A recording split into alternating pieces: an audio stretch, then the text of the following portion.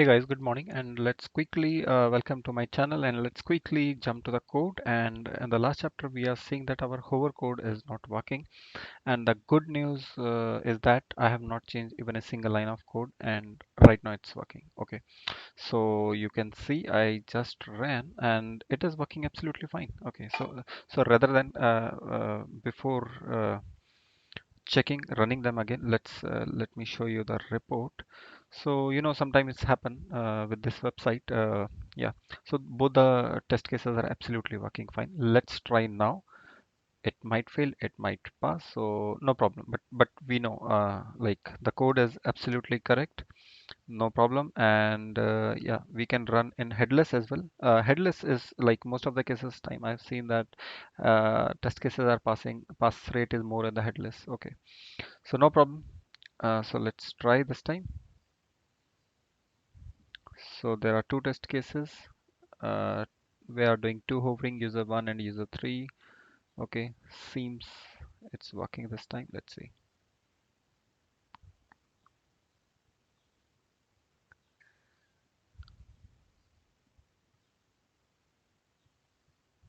This one will going to fail. It's taking too much time, so maybe timeout will going to come with the second one.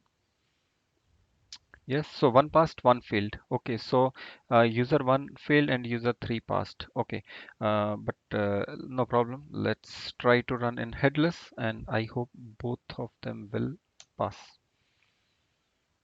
Okay, so you need to be very careful, like while automating. So you need to see, like, so headless is always preferred, especially if you're running on the CI/CD kind of things, because in your laptop you can still see what's going on, but in the CI/CD it's very hard to debug. So always run in a headless. See, both are passing. Okay, so let's not waste too much time. Quickly see the code, and then let's move to the important topic. Close all. Okay, let me close all. Over. Okay, so what we are doing, we have already seen this thing, user one. Okay, and the important thing which we need to focus on is like this is the user. This is a list of user. The first element we are going, and this is the hover method. So basically it will hover, then the view profile link will appear, and the first link whatever appear, we are going to click on that. Okay, and then we are just clicking on that particular view profile, and then we are printing the welcome message, right? So just if you are not clear what I'm talking about, just go back to the previous chapter, you will come to know what we are talking about right now. This one second test user 3 is exactly the same code. I'm not changing anything here, just only this nth2 here, that's it, and it will click the third user. Okay, so this is exactly the same code. Okay, so let's go to the iframe. Okay, that's going to be the interesting point topic for today. Okay, so I hope you are already aware about the iframe. What iframe is like, basically so there is a HTML within an HTML. Okay, so the mini HTML inside the big HTML is called the iframe. Okay, so there can be hundreds of HTML within the base parent HTML. So those 100 mini HTML will be called as a iframe. Okay, that is called iframe. Okay, it gives a lot of flexibility to your website. It's okay, so that's why developer uh, what do you say, design yeah, their website in such a way. Okay, so but yeah, it's always difficult to automate the iframes, because it's a totally different HTML. Okay, it is not the base HTML, even though you it seems that it is the same website, but no, it's totally different page. Okay, so let's try to see. There are how many? Two iframes I have automated for you guys. So let's see them one by one. Okay, the first one, what we are going, we're going to this one and iframe. Let's me show you. Let's close all the past results, and let's in this page find. Okay, so this is the iframe block. Let's go to inside the iframe, and I will show you. See, these are all iframe. Okay, what we are going to automate is we are going to write here something. Hi, ABC. Okay, so let's see why this is why this is iframe. Let me show you guys. what is iframe if you are not already aware about iframe. So see, this is the base page, right? HTML. This is the biggest HTML of this page. Okay, the top, the first row of this, the complete page. Okay, so this is the main HTML.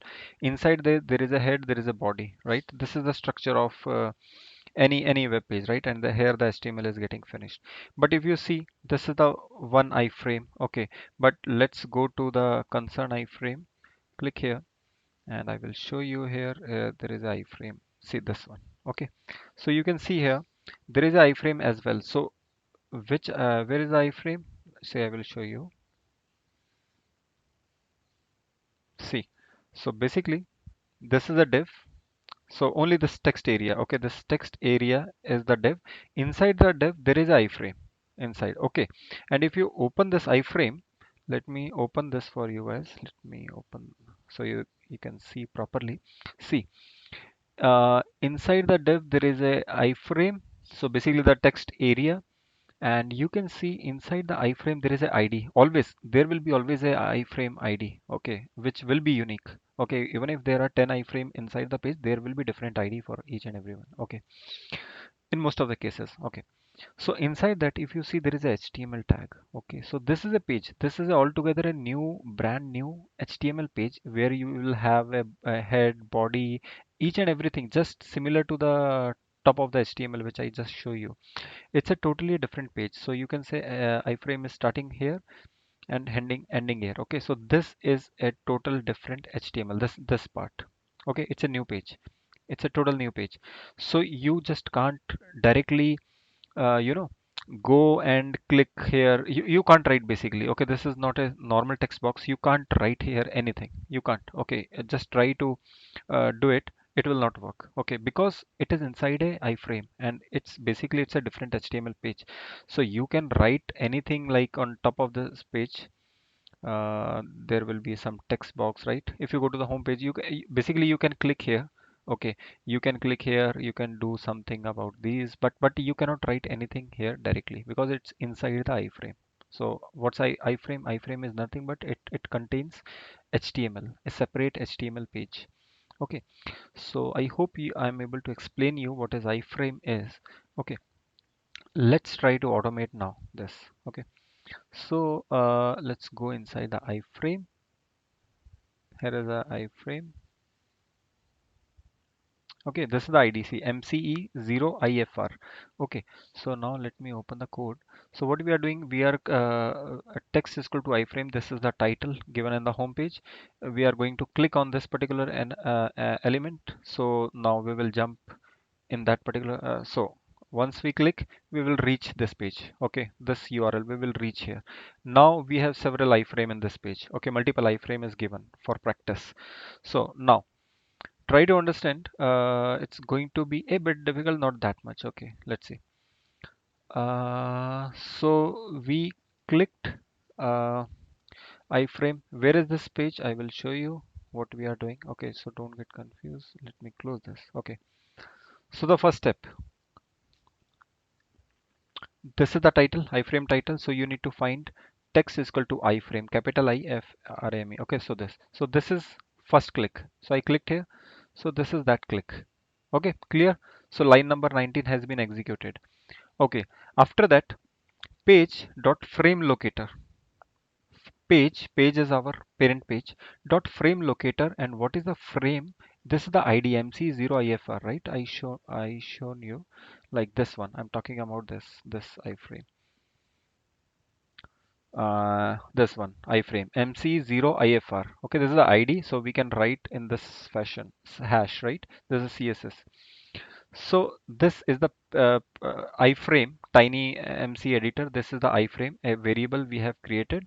Now, now you have to use this particular variable, okay, because it contains the frame locator's pointer, and with this you can now do anything inside the iframe.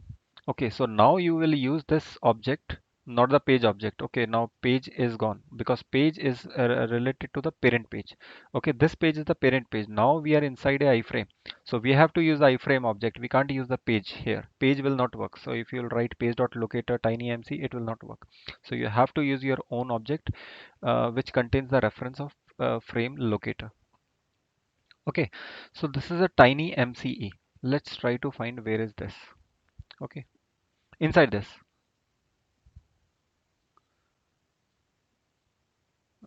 There are 10. Okay, so it will be difficult. So no, let's me try to find again.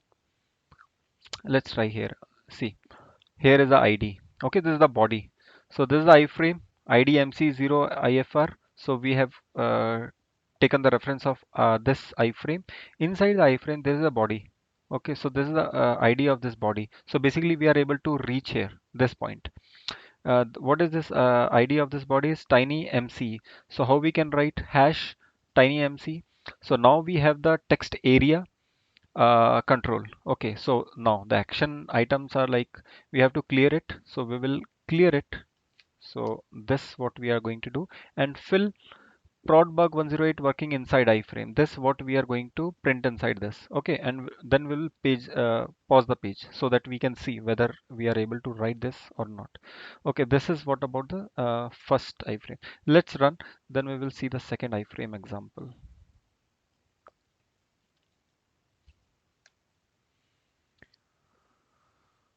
So this is a really important topic, working with Windows, working with iframe. So these are calendar, all these things are a bit, trickier one.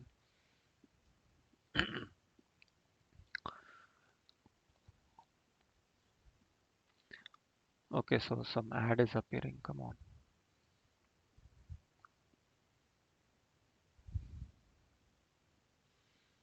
Cool. So let's scroll down and see. We are able to write whatever we printed here. See, we filled, we cleared whatever the thing written, and we are able to access the text area. So this is how we are able to access the iframe. And now just continue and it will finished. Okay, so the test case has been passed. Okay, so I hope this is clear. So the important thing which we need to learn here is frame locator. So page.frame locator, you need to give the ID of the iframe. You will get the iframe object, and after that you have to use the iframe object, and then you can further use the normal locators, whatever you are doing in normal day-to-day work, right? So this is the only thing which you need to focus on. That's it. Otherwise, it is absolutely same. Okay, let's go quickly here. This is the frame title we clicked. Now there is a frame locator, another iframe. There are multiple iframe in this page. Okay, let's try to find where is this. This one. So basically, what we are doing, see iframe. There is another iframe with this email subscribe ID. So basically, what we are doing, this one is one iframe. This is one iframe, and below this, this box is another iframe. Okay, so what we are going to, we are trying to write something inside this. Okay, some email ID.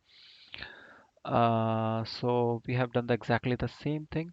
Uh, iframe email subscribe locator email. Okay, so frame locator. First of all, we will identify the iframe. So this is the iframe. Now we will use the object of iframe. We will locate hash email. So basically, this is the email what we are going to identify, and then button subscribe and success message. So basically we will write something here and we will click on the subscribe, and then some thank you message or something, so something will come and we will capture that one. Okay, so it's same. You can see the locator of the subscribe is button subscribe. ID is button subscribe. This is what we have used here, button subscribe, you can see. Okay, and then success message, whatever it will appear here. Let me see, abc @gmail.com, and if you click on the subscribe, so you are now subscribed. So this message what we are going to fetch, you are now subscribed, and the ID is success message. This is what we have used here, hash success message here. Fine. So I hope this is clear. Now after that, this is the locator. We are going to write some email. We will click on the submit button, and then success message. We are going to fetch the text out of that success message. Okay, so you have to identify all the locator before writing anything, and these are the action items, all the action points. And we are going to pause the page here as well. Okay, just to show, just to see how it's going. Okay, let me run quickly. So we'll write abc@gmail.com and then we'll subscribe to it. Let's see if it's working or not.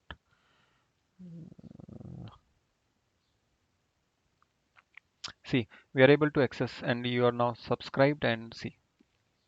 So this is a beauty of like Playwright, right? So page.pauses, I love this particular command, page.pause. So you can debug and you can just see everything. And I hope in the last one of the chapter I shown you if you want to fetch some elements, which okay, if you are not very comfortable writing CSS XPath, you can use this pick locator. See, click here and click here. Okay, so just you have to do click and see this get by role, heading, name, internal iframe, email, etc. So this locator you can use in your code as well. Okay, I generally don't use it, but if you are very new and writing CSS XPath ID, you can use this one as well. And I have shown you the recording as well. You can use the Playwright to record your test cases and use the auto-generated script. So lots of thing in Playwright to learn. Okay, so here is the code. Here we go. So I hope iframe is clear to you guys. It's very simple, right? It seems very difficult, but Playwright is, working absolutely flawless. No problem in that. Okay, so next important topics are session storage. We are going to utilize the session storage within the browser. Okay, and to log in, to auto log in a few test cases. This is going to be an important chapter. Parallel serial retry logic, tagging, and lots of things are there. Okay, so I'm excited. I hope you guys are excited, and if you are able to reach till this chapter, so I hope you are learning something, and I'm seriously happy. Please write in the comment section if you are getting some knowledge at least. Okay, out of these chapters. Okay, guys, just keep smiling and be happy, and just keep sharing your knowledge to others. Yeah. See you then. Bye bye.